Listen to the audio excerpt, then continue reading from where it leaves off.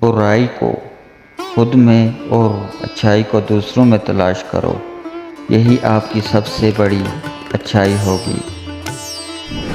حضرت امام حسن رضی اللہ تعالیٰ عنہ نے فرمایا، ضرورت مند کی جائز حاجات پوری کرنا 1 مہینے کے اعتکاف سے بہتر ہے۔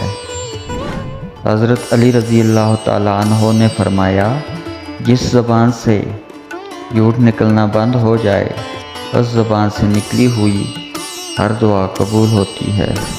جملہ بہت چھوٹا ہے لیکن اس کی طاقت بہت زیادہ ہے۔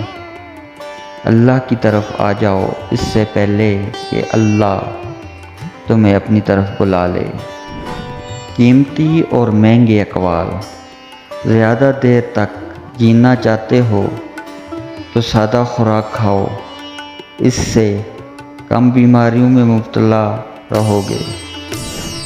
جھوٹ بہت تیز دوڑتا ہے لیکن منزل پر سچ ہی پہنچتا ہے۔ خوبصورت لوگ ہمیشہ اعلیٰ اخلاق کے عامل نہیں ہوتے، لیکن اعلیٰ اخلاق کے لوگ ہمیشہ خوبصورت ہوتے ہیں۔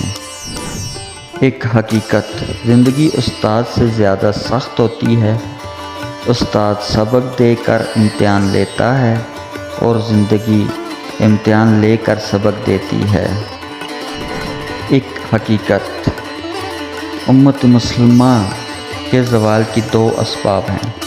نمبر 1، قرآن پاک سے دوری، نمبر 2، آپس کے اختلافات۔